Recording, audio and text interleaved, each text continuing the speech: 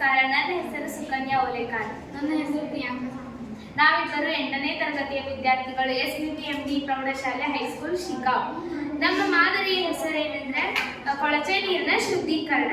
ಕೊಳಚೆ ನೀರಿನ ಶುದ್ಧೀಕರಣ ಏನಂದ್ರೆ ಕೊಳಚೆಗೊಂಡ ನೀರನ್ನ ಶುದ್ಧೀಕರಣ ಮಾಡೋದು.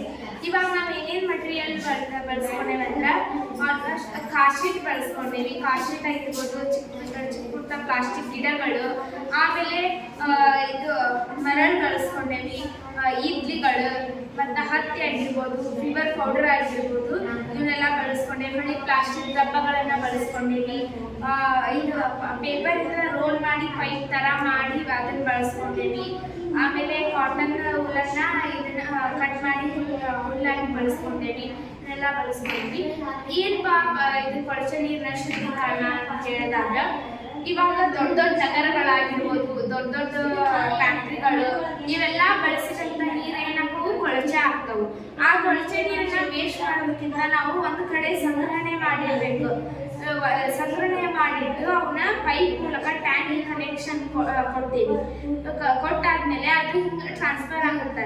ಇಲ್ಲೇ ಮರಳು ಐತಿ, ಇಲ್ಲೇ ಅದರೊಳಗಿರುವಂಥ ಕಡ್ಡಿ ಆಗಿರ್ಬೋದು ಅಲ್ಲೇ ಹೀರ್ಕೊಂತೈತಿ. ಆಮೇಲೆ ಇಲ್ಲಿ ಇದ್ರೈತಿ ಮಣ್ಣಾಗಿರ್ಬೋದು, ಉಸುಕಾಗಿರ್ಬೋದು, ಅದನ್ನೆಲ್ಲ ಇಲ್ಲಿ ಹೀರ್ಕೊಂತೈತಿ. ಇಲ್ಲಿ ಕಾಟನ್ ಹಾಕಿದ್ದೇವೆ. ಆ ಕಾಟನ್ ಒಳಗೆ ನೀರು ಬಂದಾಗ ಎಲ್ಲ ನೀರೊಳಗಿರುವಂತಹ ಎಲ್ಲ ಕಸ ಕಡ್ಡಿಗಳನ್ನ ಇಲ್ಲಿ ಹೀರ್ಕೊಂತೈತಿ. ಆಮೇಲೆ ಇಲ್ಲೇ ಪ್ಯೂರ್ ವಾಟರ್ ಐತಿ. ಪ್ಯೂರ್ ವಾಟರ್ ಅಂತ ಬಂದಾಗ ನೀರಿನಲ್ಲಿ ಆಲ್ಮೋಸ್ಟ್ ಎಲ್ಲರೂ ಗಮನಿಸಬಹುದು ಸೂಕ್ಷ್ಮಾಣು ಜೀವಿಗಳಿರ್ತಾವೆ.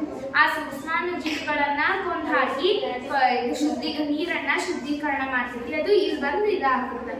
ಇದನ್ನೆಲ್ಲ ಯೂಸ್ ಹೆಂಗೆ ಮಾಡ್ಬೇಕು ಅಂದ್ರೆ, ಈಗ ಪಾತ್ರೆ ತೊಳ್ಯಾಕಾಗಿರ್ಬೋದು, ಆಮೇಲೆ ಬಟ್ಟೆ ಒಳಗಾಗಿರ್ಬೋದು, ದನ ಕರುಗಳನ್ನ ಅದು ಸ್ನಾನ ಮಾಡ್ಸೋಕ್ಕಾಗಿರ್ಬೋದು, ಇದಕ್ಕೆಲ್ಲ ಯೂಸ್ ಆಗ್ತೈತಿ.